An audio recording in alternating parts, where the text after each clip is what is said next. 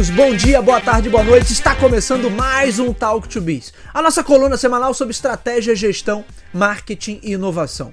O meu nome é Bruno Garcia, eu sou professor e profissional na área de marketing e business, e aqui você já sabe, toda semana a gente traz um tema novo a respeito do mundo dos negócios, mas também nós fazemos comentários sobre notícias e acontecimentos que podem ter um impacto na sua empresa, no seu planejamento estratégico ou na sua carreira. Lembrando sempre que esse podcast está disponível nas principais plataformas de podcast da atualidade. Estamos em todas elas, basta buscar por Talk, o número 2 e Biz, que vai nos encontrar.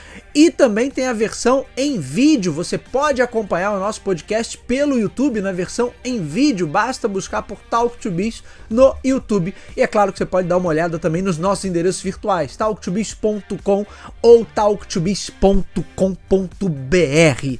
Hoje vamos falar sobre inovação e inovação em redes sociais, mais especificamente sobre microblogging. Numa das últimas edições do Up to Date, eu e o nosso querido Lucas Xavier falamos sobre os números das redes de microblogging no Brasil. Depois que o Twitter voltou agora no início de outubro, a coisa deu uma achatada. Então, em número de usuários ativos mensais, pelo menos os números que a gente tem de uma reportagem aqui do site Brazilian Report, mostram que as redes estão mais próximas em termos de usuários ativos por mês. Inclusive o Blue Sky, que teve, isso aí foi amplamente noticiado pela mídia, mas teve um crescimento absurdo. Hoje os usuários brasileiros respondem por 85% da base de usuários ativos do Blue Sky. Eram cerca de 50 mil usuários no Brasil antes do bloqueio do X, por toda aquela briga lá do Elon Musk com a justiça, e ele acabou botando o rabo entre as pernas e obviamente fazendo o que tinha que ser feito, e hoje são cerca de 7,2 milhões de usuários, de acordo com dados aqui da SimilarWeb. 85% de todos os usuários do Blue Sky estão hoje no Brasil. Mas a mesma reportagem mostra aí que após o dia 1º de outubro, a coisa deu uma desaquecida no Blue Sky. Portanto, em número de usuários ativos mensais, o X, que tinha uma média ali em torno de 5 milhões de usuários ativos mensais no Brasil, caiu um bocado, ele ficou em torno agora de 4 milhões, isso números da SimilarWeb, aí referentes à primeira quinzena de outubro. O link para a reportagem está na descrição do episódio para que vocês possam conferir esse conteúdo. O Threads se mantém constante, mas também cresceu depois do bloqueio do X, então de 2 milhões de usuários ativos mensais saltou aqui para 3 e alguns picos de quase 4 milhões de usuários ativos mensais. E o Blue Sky, que durante o bloqueio do X chegou a ter mais de 8 milhões de usuários ativos no mês, só aqui no Brasil, deu uma queda e agora está em torno de 2 milhões de usuários ativos mensais. Ou seja, a distância entre eles, que era bem maior, agora está mais achatada. O Threads mantém ali uma constância, então de 2 milhões saltou para 3 e pouco, quase 4 milhões em alguns momentos, mas se mantém ali num ritmo constante. O Blue Sky teve aquele pico por conta do bloqueio do X, foi a primeira opção, a galera não gosta do Threads, tem uma rixa lá com o Mark Zuckerberg, e aí foi todo mundo pro Blue Sky, mas à medida em que o X volta, obviamente o Blue Sky aí entra numa depressão em termos de número de usuários ativos por mês. Obviamente que a nível global, o que aconteceu aqui no Brasil não faz a menor diferença. Peguei alguns números aqui, hoje o X tem em torno de 600 milhões de usuários ativos no mundo, números aqui de agosto de 2024. O Threads tem cerca de 200 milhões de usuários ativos no mundo. Números aqui também de agosto de 2024, vou deixar o link das pesquisas aqui dos relatórios na descrição do episódio. E o Blue Sky tá ali muito abaixo, cerca de 12,6 milhões de usuários ativos, números aqui de outubro de 2024. Então, a nível de comparação, o X ainda é uma potência muito maior, o Threads está ali no meio do caminho, e o Blue Sky seria um honroso competidor que não tem tantos usuários ali, mas de certa maneira resgata o peso da marca, porque o Blue Sky, inclusive, foi fundado por um dos caras que criou o Twitter lá atrás, o Jack Dorsey. Portanto, ele traz toda essa aura ali de tentar resgatar o que era o Twitter e o que era a ideia do microblogging nos seus áureos tempos, ali no início da coisa toda, e não o que se tornou o X, né, uma rede onde os algoritmos potencializam ali em muitas situações o que tem de mais tóxico, o que tem de mais odioso e que os próprios usuários, de certa maneira, fazem questão de fomentar isso. E aí uma das coisas que eu falei, inclusive no Up to Date com o Lucas, é que assim, talvez a gente tenha uma segmentação por faixa etária e por tipo de uso. Eu, por exemplo, uso essas redes, usava o Twitter antigamente apenas para consumir notícia e migrei para o Threads desde que começou essa palhaçada toda da compra pelo Elon Musk. Eu migrei para o Threads e sou muito bem atendido no Threads. Nem fiz questão de abrir uma conta no Blue Sky.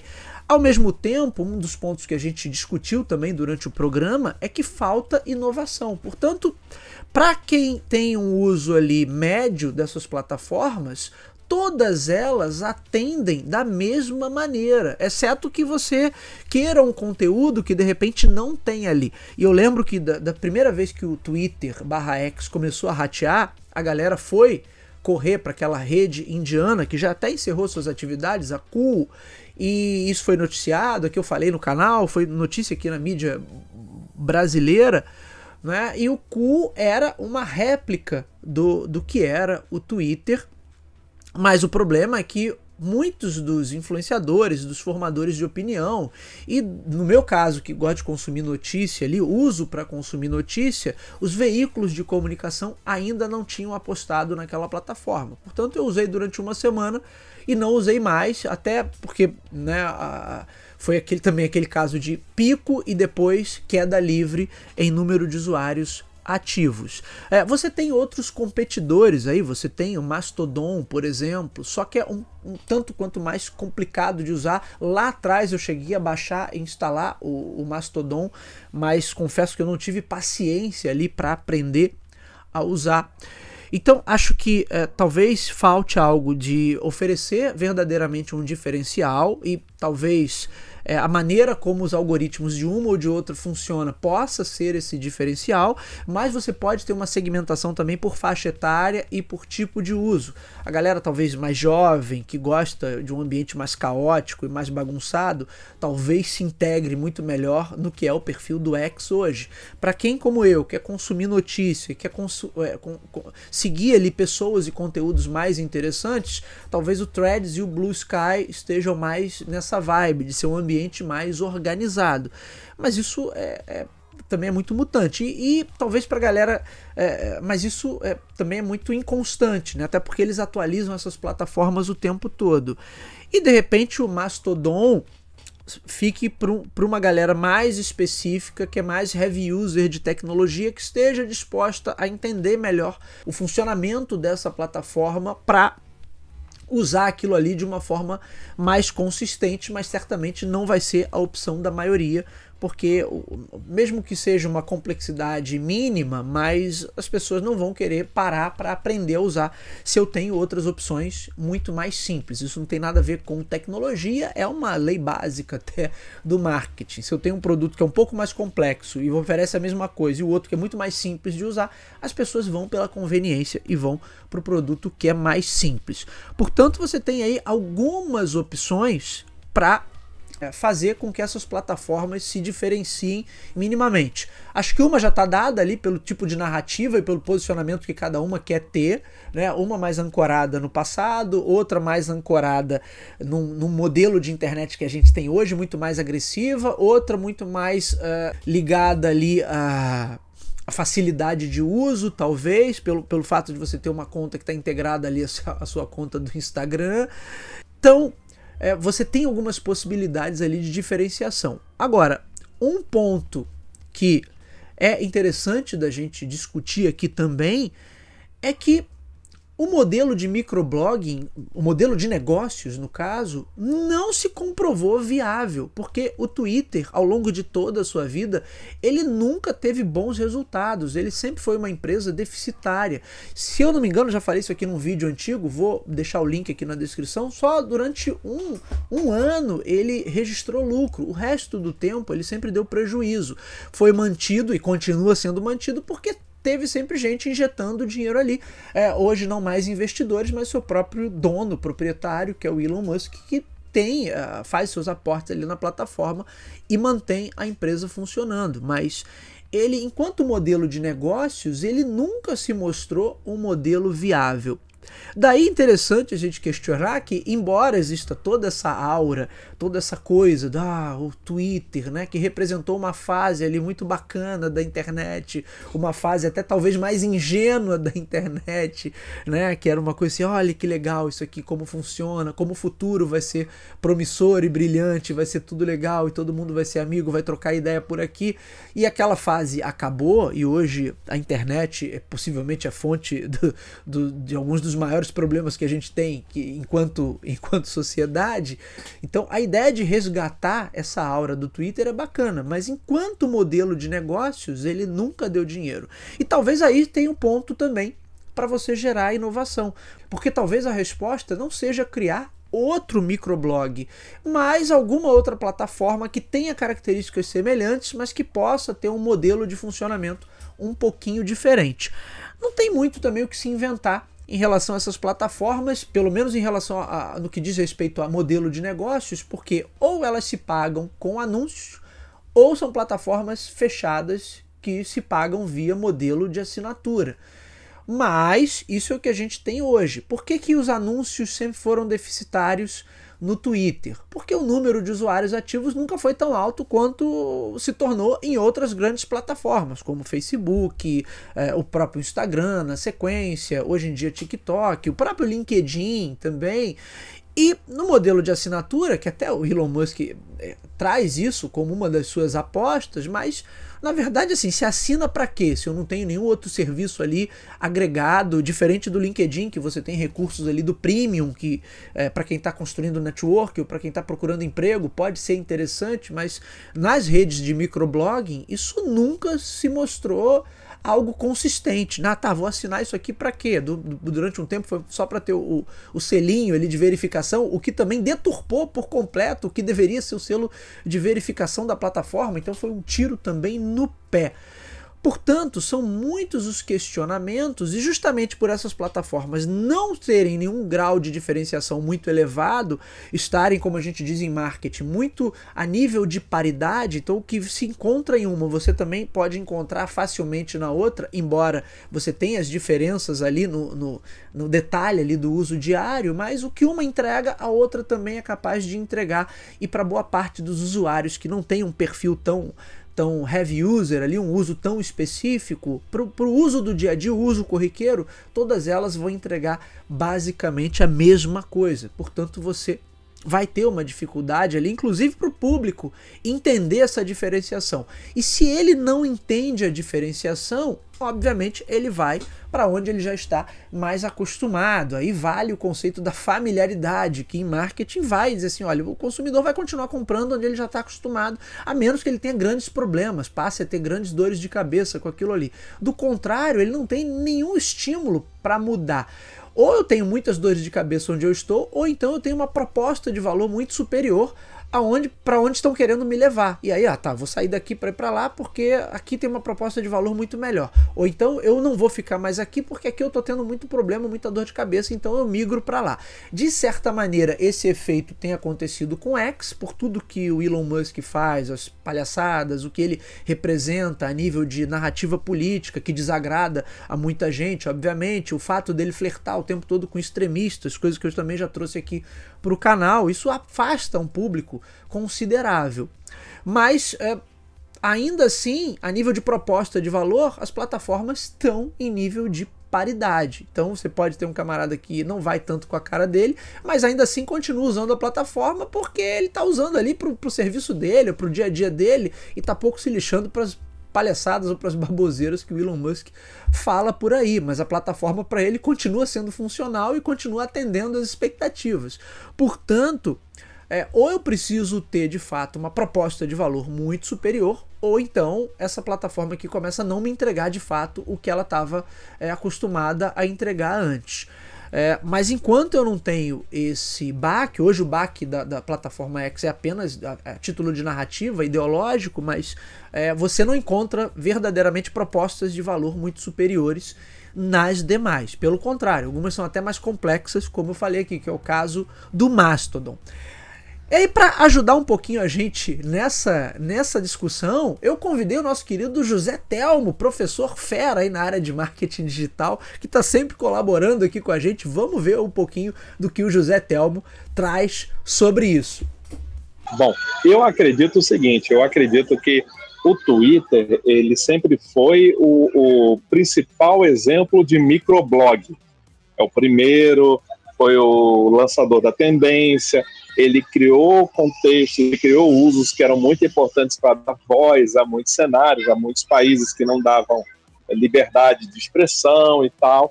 Não confunda a liberdade de expressão com muita coisa que o pessoal está distorcendo hoje em dia, mas é a capacidade de justamente ter uma voz e tal. E o Twitter tinha uma função também muito social e de apoio. Por exemplo, muitas empresas utilizavam defesa civil, usavam como fonte de informação.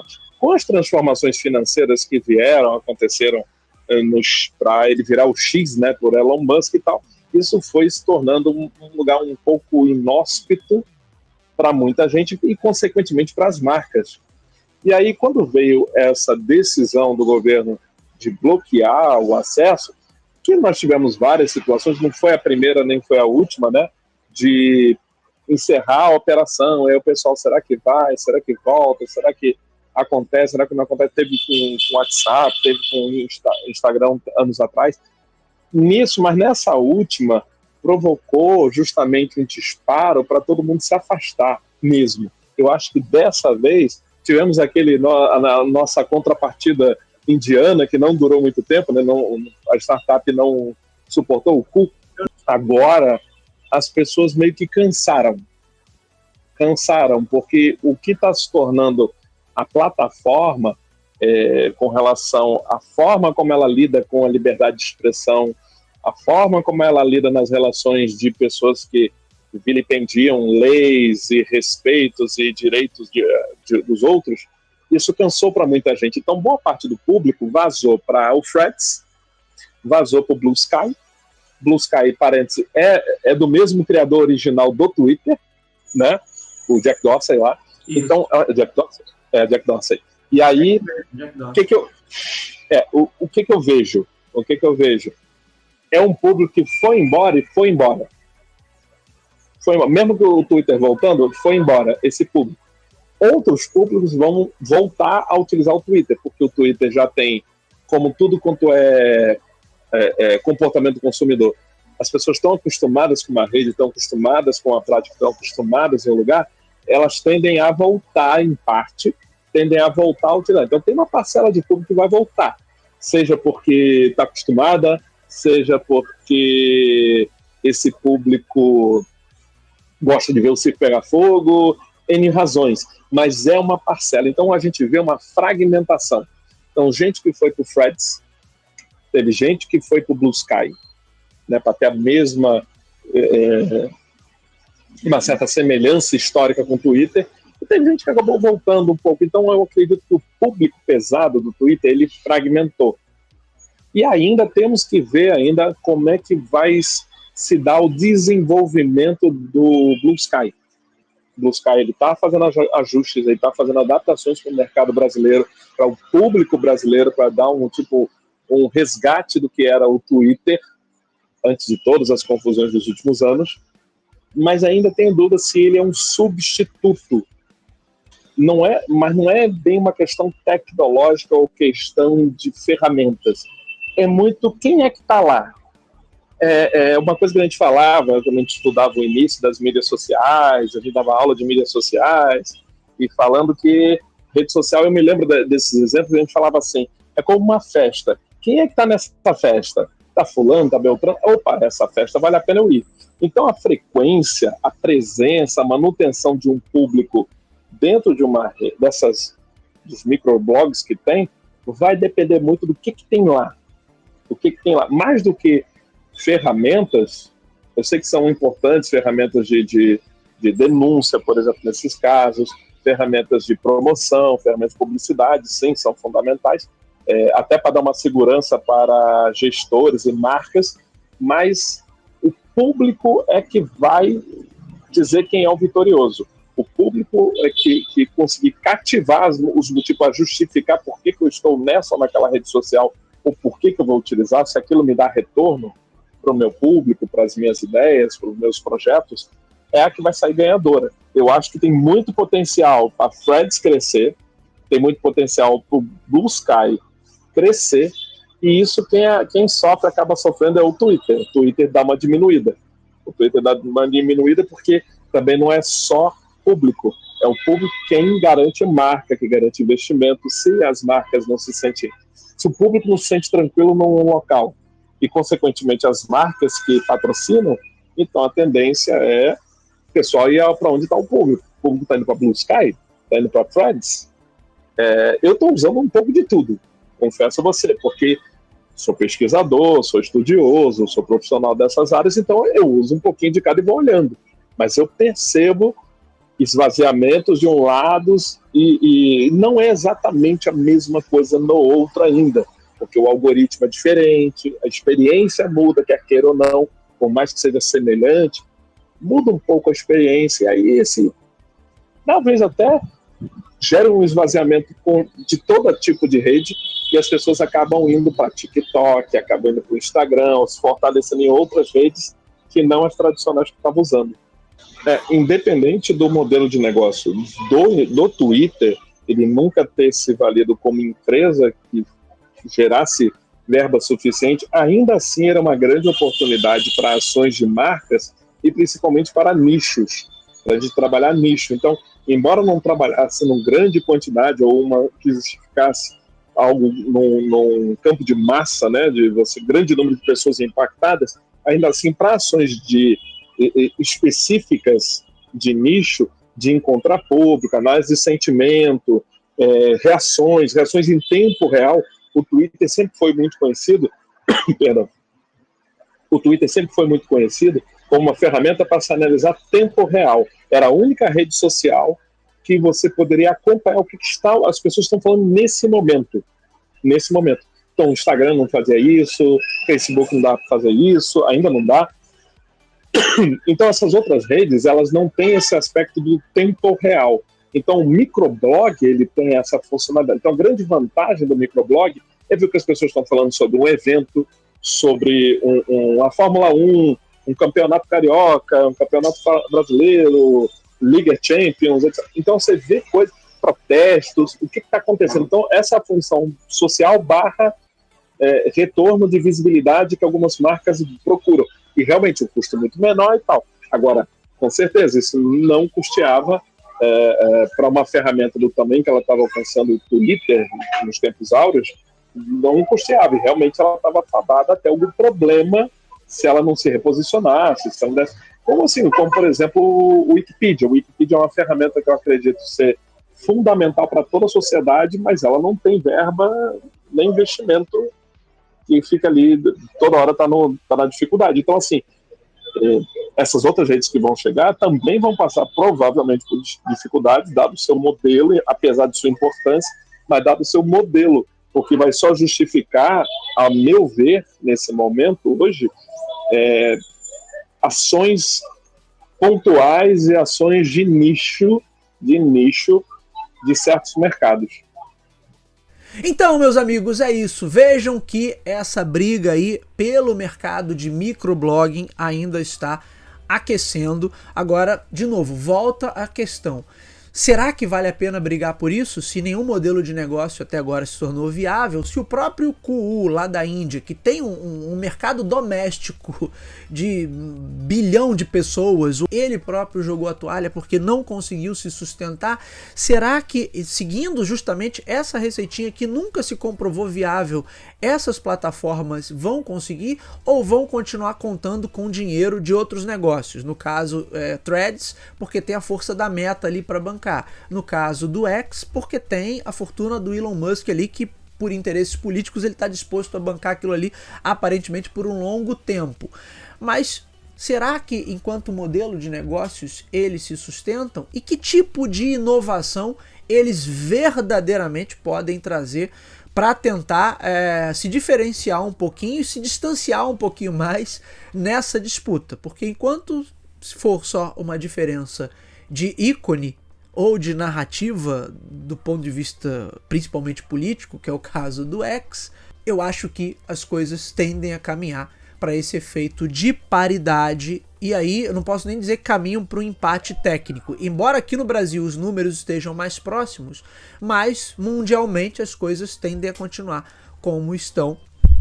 E aí o número de usuários do X sendo muito maior, Threads tendo ali um crescimento constante, um ritmo lento, porém constante, e o Blue Sky ainda muito lá no começo, muito longe de conseguir qualquer viabilidade por meio de publicidade, tampouco por meio de assinaturas, modelo de assinatura. Muito bem, meus amigos, esse foi o Talk to Biz de hoje. O meu nome é Bruno Garcia, você me encontra aí nas principais plataformas sociais. Não estou no Twitter nem no Blue Sky, mas você me encontra Bruno Garcia no LinkedIn e Bruno_Talk to Biz no Instagram e também no Threads. O nosso programa está disponível nas principais casas do ramo, seja na versão podcast, seja na versão em vídeo pelo YouTube. Basta você buscar por Talk, o número 2 e Biz nas principais plataformas que você vai nos encontrar. Por fim, sempre aquele pedido, se você gosta do conteúdo, gosta do material que a gente produz por aqui, ele agrega valor ao seu dia a dia, aos seus estudos, à sua tomada de decisão profissional, compartilhe, indique para os seus amigos, vamos atuar nessa corrente do bem, levando bom conteúdo qualificado sobre estratégia, gestão, marketing e inovação ao número cada vez maior de pessoas. É isso, meus amigos, hoje vou ficando por aqui, nos vemos na próxima, um abraço a todos, valeu!